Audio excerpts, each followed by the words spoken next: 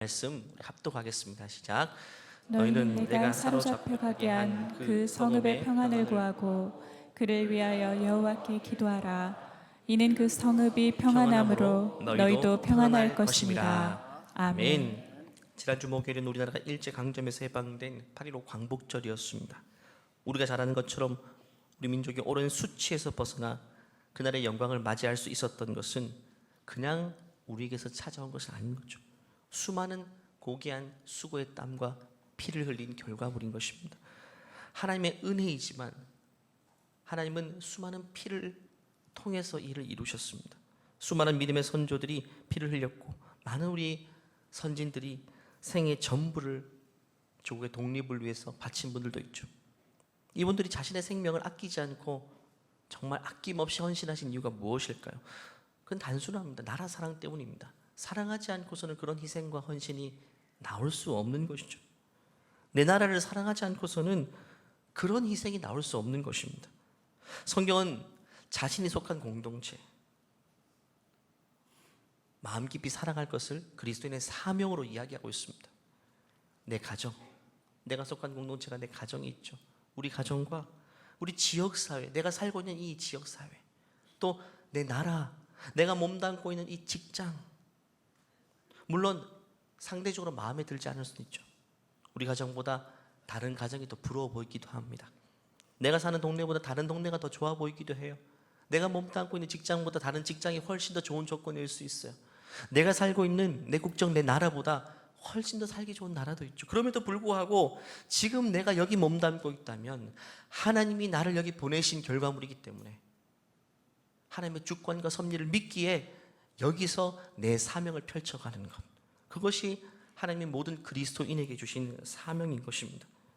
그리고 여기서 끝나는 것이 아니라 내가 속한 여기에서 하나님이 주신 사명이 무엇일까를 늘 질문하는 것이 중요합니다. 내가 현재 속한 곳에서 하나님이 나를 통해 일하시기 원하시는 부분은 무엇일까? 내가 지금 대한민국 땅에 태어났어요. 그리고 여기서 살게 돼요. 그러면 이 나라를 더 좋은 세상으로 만들어가는 것이 하나님께서 내게 주신 사명인 것입니다. 내가 속한 지역사회도 마찬가지입니다. 더 살기 좋은 동네, 더 좋은 지역으로 만들어내는 것이 우리가 신자로서 감당해야 될 사명을 다하는 삶인 것이죠. 지난주 8.15 연합집회를 우리 양천구민회관에서 했습니다. 지역사회 있는 교회들이 다 모여서 같이 예배하고 기도했습니다. 그 기도의 내용이 이것입니다. 살기 좋은 양천구가 되게 도와주세요. 교육적인 부분도 그렇고 치안도 그렇고 또 다음 세대가 살기 좋은 도시가 되게 해달라고, 이 모든 것들을 위해서 우리 믿는 자들이 연합하여 기도했던 것입니다. 그래서 1세기 전에 이 대한민국 땅에 온 서양 선교사들이 굉장히 많았죠. 1800년대 후반부터 이 조선 땅이 하나님이 보내신 사명의 땅임을 인지하고 이 땅에 와서 그들은 자신이 해야 될 일들을 찾기 시작했습니다. 이 조선 땅에 와보니 열악한 것이 너무 많았거든요. 정치적으로는 나라의 주권이 머지않아 빼앗기게 되었죠. 또 경제적으로는 전 세계에서 가장 열악한 나라, 사회적으로는 계층이 존재했고 그에 따른 뿌리 깊은 차별 문화, 또 교육이 전무했습니다. 도덕적으로 유교를 바탕으로 했지만 황실부터 부정부패가 난무했던 그런 나라, 하나님의 형상을 지닌 인격체로서 인간다움을 누리며 살기에는 너무나도 열악한 환경을 가지고 있었던 이 조선 땅을 바라보면서 서양 선교사들은 이 나라를 더 살기 좋은 나라로 만들어야 되겠다, 이것이 하나님이 내게 주신 사명을 인지하고 각자의 은사를 가지고 섬기기 시작했습니다. 그래서 많은 분들이 교육 선교에 매진했죠. 교육은 백년지 대계라고 이 나라의 백년뒤를 바라보면서 곳곳마다 교육시설들을 세우기 시작했죠. 백성들의 의식을 깨우는 역할을 했습니다. 또 곳곳마다 병원을 세우는 의료 선교를 감당했습니다. 의료가 전무한 상태에서 아프면 그냥 죽는 것밖에 없는, 주술적으로 했고, 또 천민들은 의료시설 근처에도 접근할 수 없는 그런 열악한 시대에 곳곳에 병원을 세워서 그들이 치료를 받게 해준 거죠. 또 사회복지 선교도 했습니다. 소외된 이웃들이 그 길바닥에 방치되어 있는 거죠. 수많은 고아들, 또 여성의 권리, 빼앗긴 여성의 권리, 또 장애인 시설들 운영하면서 사회적 약자들을 돌보았습니다. 그 과정에서 여성의 권리와 교육과 아동보호 등에 대한 이 서구적인 개념을 가져오기 시작했어요. 이렇게 선교사들은 공동적으로 가장 중점적으로 뒀던 사역은 당연히 복음 전파와 교회 개척이었겠죠. 그런데 이와 더불어 이 나라를 더 살기 좋은 나라로 만들기 위해서 교육과 의료와 사회복지, 한마디로 이 나라의 토양을 바꾸는 작업을 했던 것입니다. 밭에 씨를 심는 작업이 복음을 전하는 것이라면 이 토양을 바꾸는 작업, 이 사회 선교에 함께 매진했던 것입니다. 그래서 그들은 한 손에는 복음을, 한 손에는 사회 정의와 사회 복음을 들고 조선 땅을 바꾸기 시작했죠. 그리고 복음 전파와 더불어서 거의 모든 선교사들이 빠지지 않고 행했던 것들이 바로 이 나라의 독립을 위한 헌신이었습니다. 이 땅에 교회와 학교와 병원이 서는 것도 중요한 일이지만 더 시급한 문제는 바로 이 나라에 빼앗긴 주권을 회복하는 일이다. 야고보서 말씀을 보면 이렇게 이야기하죠. 같이 읽어볼까요? 만일 형제나 자매나 헐벗고 일용할 양식이 없는데 너희 중에 누구든지 그에게 이르되 평안히 가라, 덥게 하라, 배부르게 하라 하며 그 몸에 쓸 것을 주지 아니하면 무슨 유익이 있으리요. 믿음에는 반드시 행함이 필요하다고 말하고 이 구절을 이야기하는 겁니다. 한마디로 그 사람의 필요를 먼저 채우는 행위가 있어야지만 그 다음 그 영혼을 축복할 수 있다는 겁니다. 배고픈 사람에게 빵도 하나 안 지어주고 예수 믿으세요 하고 사라져버린다면 그분 속에 들려지는 예수라는 이름은 도대체 어떤 의미로 생각이 될까요?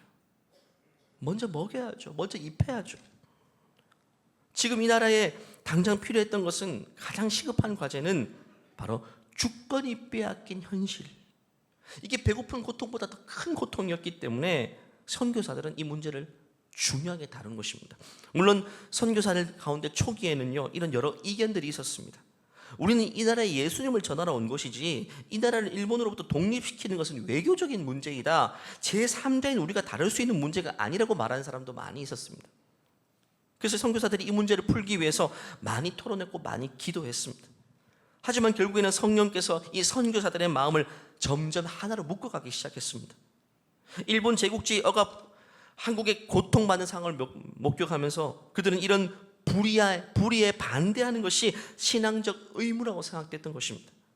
한국인들이 자유와 존엄성을 되찾도록 돕는 것이 그리스도의 가르침을 실천하는 것과 똑같은 것으로 여겨진 것입니다.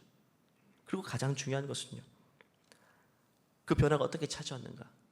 이 한국 사람을 사랑하게 되면서부터, 그들과 함께하면서 이 민족, 이 나라를 사랑하게 되면서부터, 여러분, 사랑하면 저절로 답이 나오게 돼 있죠.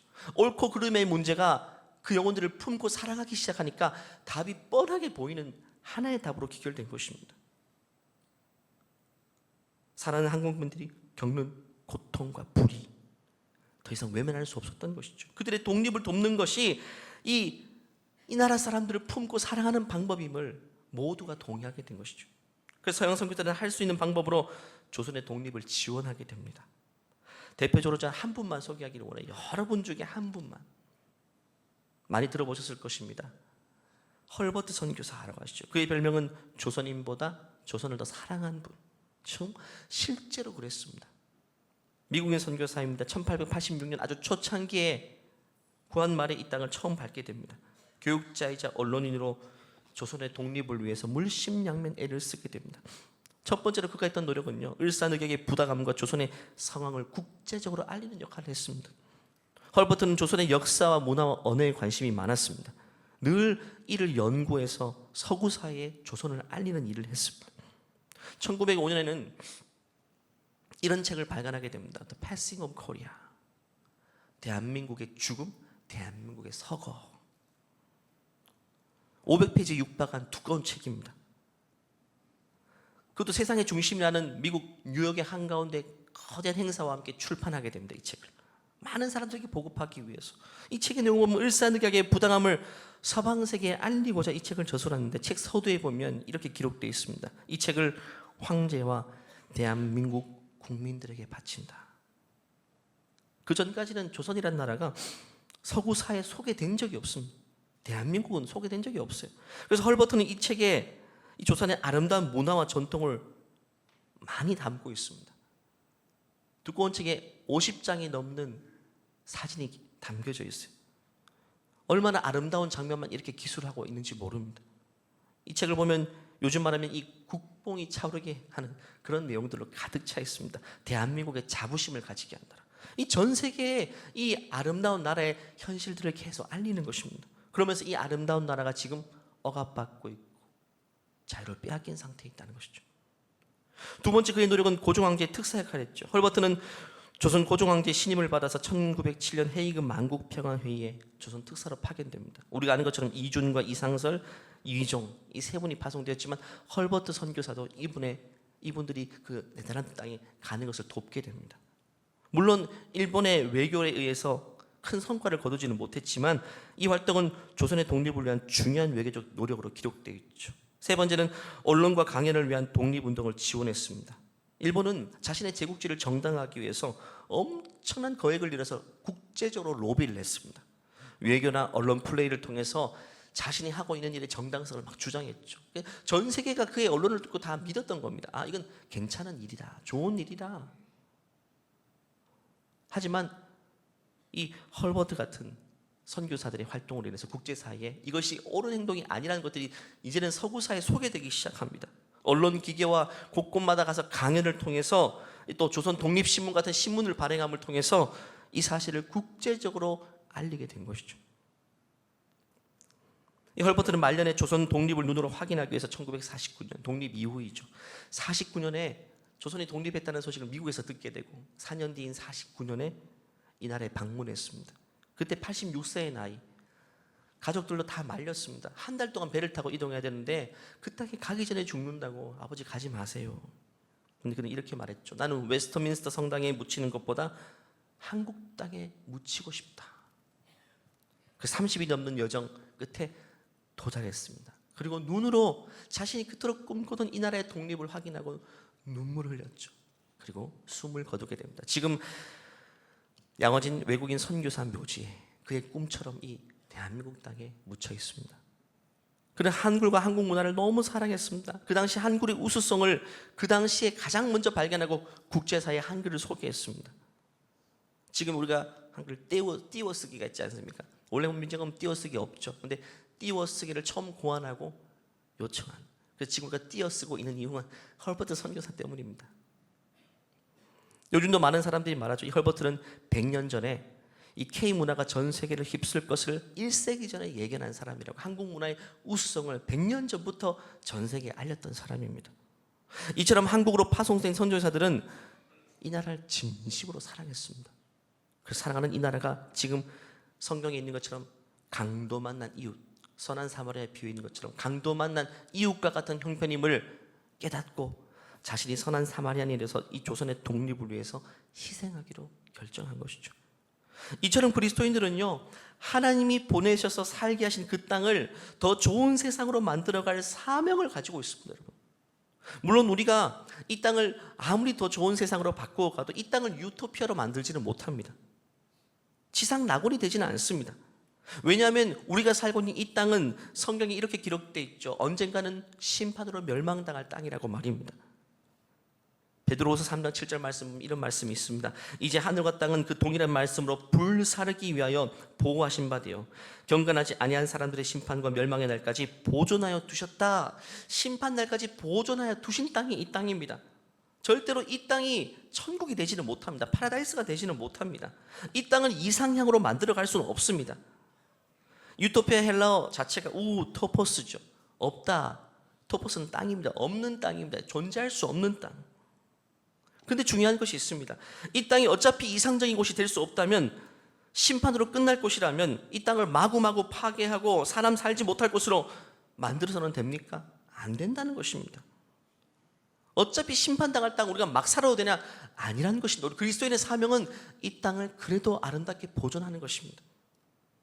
요즘 이 두 단어가 대조되어 잘 사용되고 있습니다. 유토피아와 디스토피아. 유토피아의 반대 개념이 디스토피아입니다.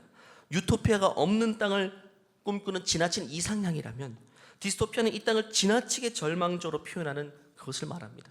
지나친 낙관과 지나친 비관입니다. 디스토피아는 유토피아 반대로 암울하고 비극적인 미래 사회를 묘사합니다. 우리가 아무리 노력해도 이 땅은 좋은 땅이 될 수 없다는 것입니다. 온갖 환경 파괴, 인권 침해, 불평등, 부정적인 요소들로 가득 차 있는 사회, 절대로 이 땅은 좋은 땅이 될 수 없으니까 우리는 손 놓고 살아야 된다는 거죠. 그래서 디스토피아 할 때 디스는 나쁜이라는 의미예요. 비극적인 장소라는 것입니다. 우리는 이 둘 사이에 균형을 갖추는 게 중요합니다. 이 땅은 물론 심판할 땅이 심판될 땅이지만 결국에는 디스토피아가 되겠지만, 중요한 것은 우리가 살고 있는 이때는 우리가 우리의 사명을 다하며 이 땅을 더 좋은 세상으로 만들어 가야 됩니다. 이유는 세 가지입니다. 첫 번째는 그것이 하나님이 우리에게 주신 명령과 사명이기 때문에 창세기 1장 28절 우리에게 주신 사명이 있죠. 같이 읽어볼까요? 하나님이 그들에게 복을 주시며 하나님이 그들에게 이르시되 생육하고 번성하여 땅에 충만하라. 땅을 정복하라. 바다의 물고기와 하늘의 새와 땅에 움직이는 모든 생물을 다스리라 하시니라. 하나님은 인간을 존재하는 걸 넘어서 다스리는 존재로 부르셨어요. 하나님이 만드신 피조물 가운데 존재 자체가 목적인 피조물도 많습니다. 하지만 우리에는 존재 자체가 목적이기보다는 우리를 통해서 존재하는 것들을 다스릴 수 있는 명령과 사명을 주실 겁니다. 그래서 우리는 다스리고 잘 지켜내고 보존하는 그것을 위해서 우리의 사명을 다해야 되는 것입니다. 어차피 멸망할 땅 내버려 두는 그런 마음의 자세가 아니라 멸망의 날까지 잘 보존하는 것이 우리의 역할입니다. 두 번째는 하나님이 이 땅을 주관하고 섭리하고 계시기 때문입니다. 온 땅이 오염되고 온 땅이 부패하고 정말 이 디스토피아적인 현상이 곳곳에 나타난다 할지라도 하나님은 여전히 이 땅을 포기하지 않고 계시기 때문에 우리는 이 땅을 끊임없이 더 좋은 세상과 더 좋은 땅으로 만들어 가야 될 의무가 있는 것입니다. 하나님이 일하시니까 우리도 일하는 것입니다. 마지막 세 번째는 이 땅의 영혼들이 구원을 받아야 되기 때문입니다. 디모데전서 말씀을 보면 우리가 더 좋은 사회를 꿈꾸고 이 땅을 통치하는 위정자들을 위해서 기도해야 되는 이유에 대해서 이렇게 말합니다. 같이 읽어볼까요? 그러므로 내가 첫째로 권하노니 모든 사람을 위하여 간구와 기도와 도구와 감사를 하되 임금들과 높은 지위에 있는 모든 사람을 위하여 하라. 이는 우리가 모든 경건과 단정함으로 고요하고 평안한 생활을 하려 함이라. 이것이 우리 구주 하나님 앞에 선하고 받으실 만한 것이니 하나님은 모든 사람이 구원을 받으며 진리를 아는 데에 이르기를 원하시느니라. 우리 자녀와 우리 다음 세대가 예수님 믿고 구원받아야 되기 때문에 이 사회가 망하면 안 되는 것입니다. 살만한 세상이 돼야 되는 것입니다. 우리를 통해 구원해야 될 백성들이 너무 많기 때문에 내 사회가 건강하게 그래도 보존돼야 되는 것입니다. 생각해 보십시오. 예수 믿지 못할 정도로 열악하고 어려운 환경 가운데 산다면, 예수님을 믿지 못할 그 자유가 억압되어 있다면 우리는 복음을 전하지 못하는 것입니다. 그렇기 때문에 우리는 주님 오시는 날까지 이 사회를 살만한 곳, 자유를 누리는 곳으로 만들어갈 수 있어야 되는 것이죠. 그래서 우리는 이 나라뿐만 아니고 우리가 속한 조직과 공동체를 더 좋은 곳으로 만들어내야 될 사명이 있다는 사실을 기억해야 됩니다. 그래서 성경을 보면, 우리 믿음의 선조들을 보면 가는 곳마다 자신이 밟고 있는 그 땅을 더 좋은 땅으로 만들기 위해 노력했습니다. 요셉을 보십시오. 그는 노예로 애굽이라는 거대한 제국에 팔려갔습니다. 그러나 하나님이 보내시는 곳마다 최선을 다해 일했습니다. 자신의 신분이 노예일 때도 그렇고 총리일 때도 그랬고, 처음에 노예로 보디발 집에 팔려갔을 때 그는 그 집의 영광을 위해 섬겼습니다. 그가 처음 애굽의 보디발 집에 팔려갈 때에 10대 청소년 노예였죠. 노예였고 10대 소년이었으면 무슨 영향력이 있겠습니까? 그런데 그럼에도 불구하고 하나님이 나를 여기 보내셨으니까 내 사명이 여기 있다고 생각하고 그 집의 영광을 위해서 열심히 일했던 것입니다. 그래서 5절 말씀 보니까 그가 요셉에게 자기의 집과 그의 모든 소유물을 주관하게 한 때부터 여호와께서 요셉을 위하여, 보디발을 위해서가 아닙니다, 요셉을 위함입니다. 요셉을 위해서 그 애굽 사람의 집에 복을 내리심으로 여호와의 복이 그의 집과 밭에 있는 모든 소유에 미쳤다. 그러니까 그 집의 토양 자체가 더 좋은 토양이 되기 시작했다. 누구 때문에? 요셉의 헌신을 통해서. 그래서 요셉은 비록 나는 종으로 끌려온 곳이지만 이 집이 더 좋은 곳이 될 수 있도록, 더 살만한 집이 될 수 있도록 이 집의 재산과 안녕을 위해서 열심히 일한 결과 하나님은 그 집에 복을 주신 것입니다. 마치 서양 선교사들이 열악했던 이 대한민국 조선 땅에 와서 정말 이 땅의 영화와 안녕을 위해서 열심히 땀 흘리고 헌신했을 때 하나님이 이 토양을 바꿔 놓으신 것처럼 말입니다. 우리는 이처럼 하나님이 보내신 곳이 어디든지 사명감을 가지고 헌신해야 됩니다. 이것은 정말 예수님 믿는 사람만이 할 수 있는 가치관입니다. 이 땅에 많은 사람들이요, 자신이 속한 공동체에 대한 애정이 없습니다. 주인의식도 없습니다. 심지어 자신이 속한 가정에 대한 애정도 없는 사람들이 요즘 얼마나 많은지 모릅니다. 또 자신이 속한 지역사회, 동네에 대한 애정도 찾아볼 수 없는 것이 요즘의 현실이죠. 내 동네에 대한 애정을 가진 사람이 여러분 주위에 있습니까? 또 내가 속한 직장도 마찬가지입니다. 내가 속한 직장에 대한 애정, 내가 속한 나라에 대한 애정, 애국심과 주인의식을 가지고 일하는 사람 여러분 주위에 있습니까? 직장에서 여러분 동료들 한번 보십시오. 정말 이 조직, 이 회사를 향한 애정을 가지고 있나요? 하지만 기도하는 사람들은 다르잖아요. 자신에 속한 공동체를 진심으로 사랑하고 이곳이 더 좋은 곳으로 발전할 수 있도록 기도하죠. 저는 가끔씩 그 직장 내에서 신우회 모임 같은 데를 가게 됩니다. 설교를 하러 가죠. 갈 때마다 느끼는 것은 이분들이 예수 믿는 사람들이 그 짧은 점심시간 이용해서 예배 드리거든요. 기도하거든요. 이분들이 진짜 이 조직을 진심으로 사랑하는 분이고 이 조직을 위해 기도하는 분이고 이 조직을 위해 주인의식을 가진 분들이다. 그런 생각을 하게 돼요. 지난주에도 한 신우회 참석해서 예배를 인도했습니다. 그때 제가 감동한 것은 그 주보를 봤거든요. 주보의 내용 보고요. 그 밑에 함께 신우회 멤버들이 기도하는 5가지 기도 제목이 있더라고요. 그 가운데 3번째, 자신의 조직의 최고 리더십과 그 사모님을 위해 기도하더라고요. 그 리더십이 가는 곳마다 임마누엘 하나님이 그 걸음을 인도해 달라고 말이죠. 많이 놀랐어요. 세상에 이런 사람이 어디 있습니까? 내가 열심히 일하고 월급 받는 게 끝이지 이 리더십을 위해서 그 사모님까지 기도하는 그런 조직, 그런 멤버들이 어디 있습니까? 이런 분들은 월급을 따블로 줘야 됩니다. 실제로 앞장서 있는 리더를 위해 기도하는 조직은 하나님이 붙들어 주시거든요. 여러분들 회사를 경영하고 있다면 여러분 직장 회사를 위해서 기도하는 2-3사람만 있으면 여러분 회사 붙들어 주십니다. 여러분 그런 분들을 귀하게 여겨야 돼요. 요셉은 애국에 끌려가서 그 나라가 7년 풍년 뒤에 7년 흉년이 올 것이라는 것을 꿈을 통해 계시를 받았어요. 근데 생각해보면 요셉은 애굽 땅이 좋은 땅은 아니었어요. 노예로 끌려간 땅, 자신을 핍박했던 땅, 학대했던 땅, 이 나라가 잘 되는 거 별로 마음에 들지 않을 것 같아요. 근데 그는요, 하나님이 보내신 땅이 이 땅이니까 이 나라의 평화와 발전을 위해서 헌신하게 됩니다. 그래서 7년 흉년 기간 동안 5분의 1의 곡식을 비축해 두고 곳곳에 곡식 창고를 만들었죠. 그 결과 그대에 찾아온 7년의 흉년 대기근이었는데 이미 7년 동안 대비를 해놓았기 때문에 그 제국이 안정되게 운영돼 갈 수 있었어요. 그리고 애굽뿐만 아니고 전체가 기근이었기 때문에 주위의 나라들의 애굽에 음식을, 식량을 꾸러왔잖아요. 주위 나라들까지 살아날 수가 있었던 것입니다. 요셉도 이런 생각할 수 있잖아요. 애굽 나라에서 내가 얼마나 수모를 당했는데 내가 고생한 걸 생각하면 이 나라 저주하고 싶고 발에 먼지를 떨어버리고 싶은데 그게 아니었던 겁니다. 하나님이 나를 여기 세워놓은 이유가 있다는 겁니다. 다니엘도 마찬가지입니다. 포로로 끌려갔지 않습니까? 근데 그는 거기서 바벨론을 위해서 기도했을까요? 안 했을까요? 당연히 기도했죠. 하루 3번 예루살렘을 위해서 기도했는데 바벨론의 멸망을 위해 기도했을까요? 저는 아니라고 생각해요. 이 나라를 위해서 기도했을 거예요. 비록 이 바벨론이 우리 조국 남유다를 멸망하게 했지만 그래도 하나님이 나를 이곳에 세우셨다면 이 나라가 그래도 좋은 나라가 될 수 있도록 기도했던 것입니다. 그래서 오늘 본문을 보면 읽은 본문이 예레미야 선지자가 했던 말입니다. 뭐라고 말합니까? 너희 나중에 바벨론의 포로로 끌려갈 것인데 거기서 엄청 고생할 텐데 그래도 그 땅을 저주하지 말고 그 땅이 잘 되고 그 땅이 평화로운 땅이 될 수 있도록 기도하라. 그게 오늘 읽은 29장 7절 말씀. 다시 한번 읽어볼까요? 시작. 너희는 내가 사로잡혀 가게 한 그 성읍의 평안을 구하고 그를 위하여 여호와께 기도하라. 이는 그 성읍이 평안함으로 너희도 평안할 것임이라. 만약에 우리가 일하고 있는 직장이 우리를 종살이하게 하는 것처럼 우리를 괴롭게 하고 고달프게 할지라도 그 직장이 잘 되도록 평안하도록 기도하라는 말씀이 오늘 이 말씀입니다. 수많은 사람들이 조직을 욕하죠. 자신의 리더를 욕하잖아요.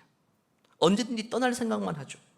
하지만 우리는 거기에 휩쓸려서는 안 됩니다. 물론 이직하고 떠날 수 있겠지만 몸담고 있는 동안에는 여기가 내 사명지임을 기억하시고 하나님이 파송한 곳임을 기억하시고 그 조직이 더 잘 되도록, 더 안녕하도록, 더 풍성해지도록 기도해야 되는 겁니다. 또 헌신해야 되는 겁니다.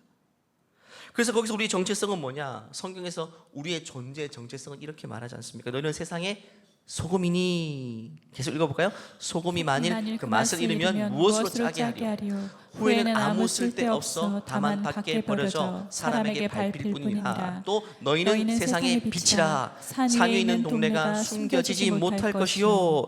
빛과 소금은 반드시 필요한 존재임을 말하는 것입니다. 그 조직에 우리가 있으므로 하나님은 그 조직을 심판으로 이끌지 않고 보존하신다는 겁니다. 우리의 존재 때문에. 헐버트 선교사 이야기를 제가 초반에 말씀드렸죠. 헐버트 선교사도 이 조선 땅에 처음 발을 내딛었을 때 만인들에게 환영받고 막 그렇게 했을까요? 아닙니다. 양키들 나가라고 수많은 사람들이 핍박하고 돌도 던졌습니다. 이 땅 사랑할 만한 것이 아무것도 없는 땅이었죠. 특별히 의료 선교사들이 고생했던 거 들으면 말도 못합니다. 닥터 홀의 조선회상이라는 책을 보면요, 의료 선교사들이 진찰하고 수술이 필요할 때는 수술하지 않습니까? 조선은 수술이 없었으니까 수술을 하는데 만약에 이 수술이 잘못돼 버리면 주위에서 사람들이 도사리고 있어요. 곡괭이를 들고 도사리고 있습니다. 잘못되면 죽이려고. 그 빌미를 잡아서 말입니다. 이 정도로 사람들이 이 조선 상인 선교사들에 대해 적대적인 사람들이 그렇게 많았습니다. 공포스러운 현장이었어요. 아무리 사랑을 베풀어도 몰라주는 일이 비일비재했고 은혜를 원수로 갚는 일도 많았습니다. 근데 그럼에도 불구하고 이 땅을 향해 이 땅이 하나님이 보내신 땅임을 내가 알기에 이 땅에 함부로 먼지를 떨어버리고 다른 곳으로 옮겨갈 수 없었던 것입니다. 그래서 그들은 조선 땅을 향해 그럼에도 불구하고 어둠이 있는 곳마다 가서 빛을 비추는 역할들을 감당했던 것이죠. 교육과 의료와 정치, 문화, 경제, 사회 모든 영역에서 불이 다 꺼져 있는 상태였기 때문에 그 어둠을 밝혀내는 빛으로서 그들은 헌신하며 살 수 있었던 것입니다. 우리도 지금 내가 속한 공동체와 조직이 마음에 들지 않고 내가 인정받지 못하고 있다 할지라도, 여기서 내 미래가 그려지지 않는다 할지라도, 여러분 그냥 쉽게 발에 먼지를 떨어서는 안 됩니다. 쉽게 이 조직을 미워하고 저주해서는 안 됩니다.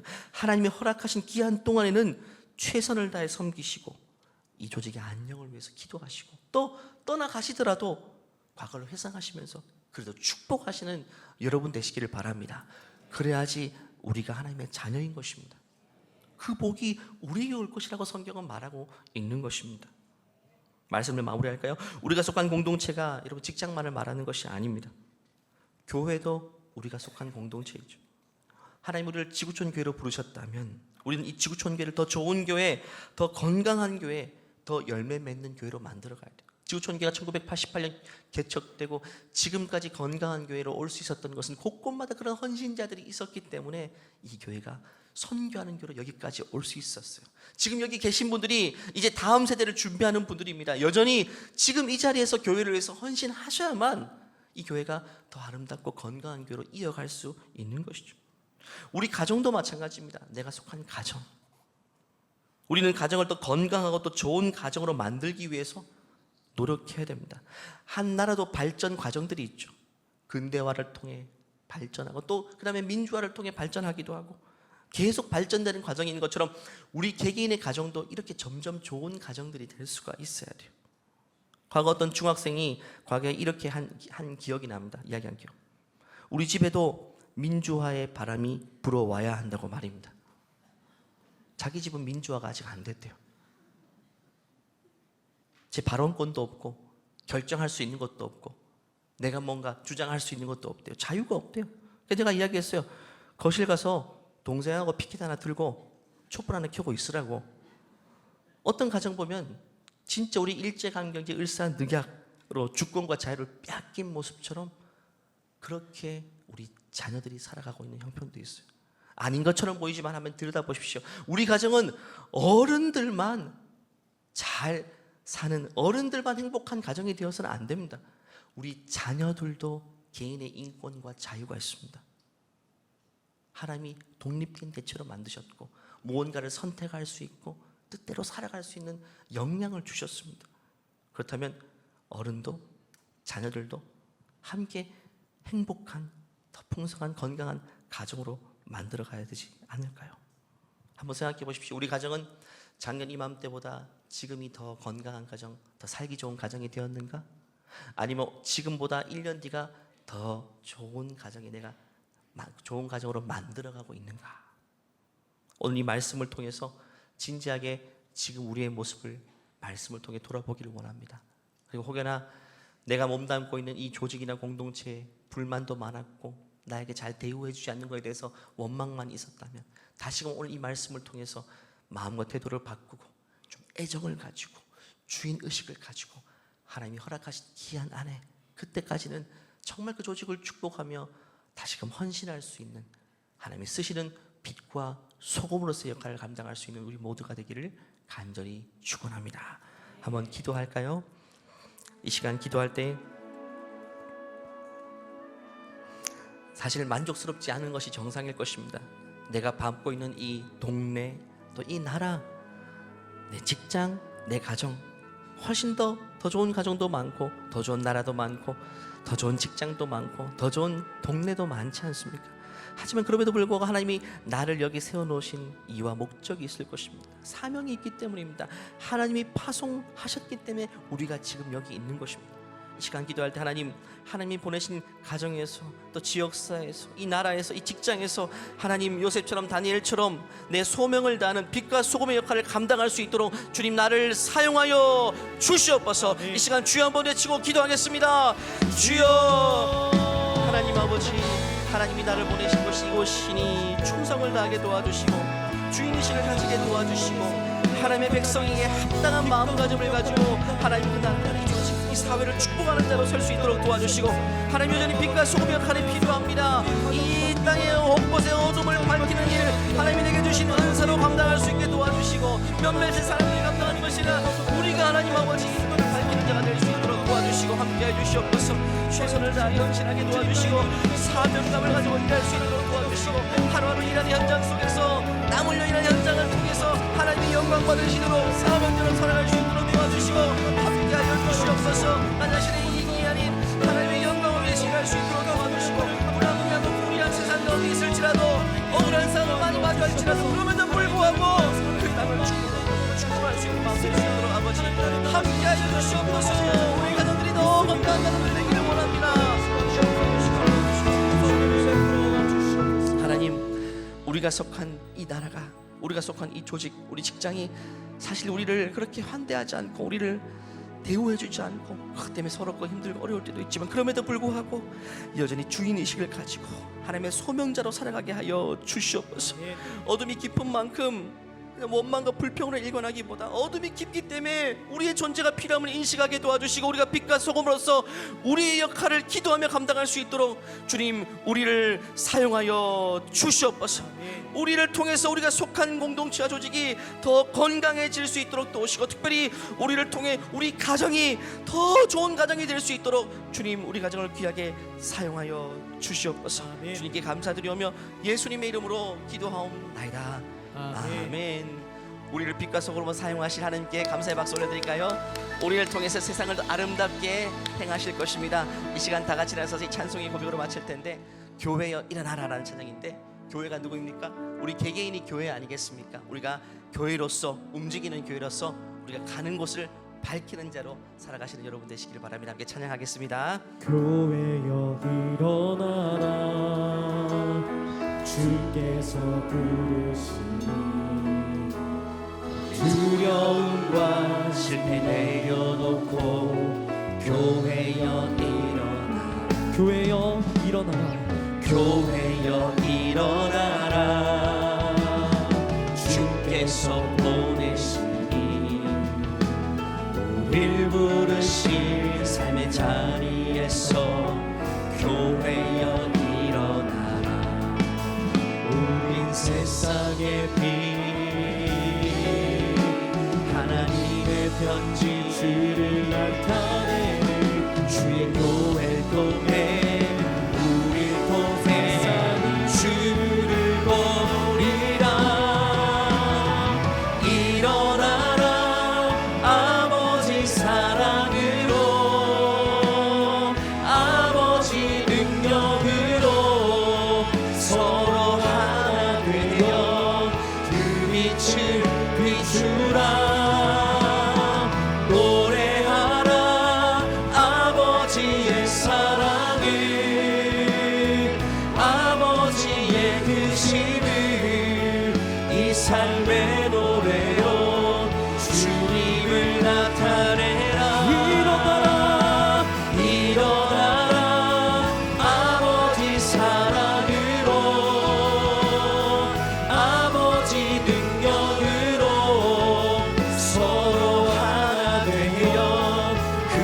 빛을 우리 주님 앞에 두 손을 높이 들고 노래하라. 아버지의 사랑을, 아버지의 크심을 이 삶의 노래로 주님을 나타내라. 일어나라. 우리 더욱더 믿음으로 선포하면서요, 일어나라 찬양합시다. 일어나라.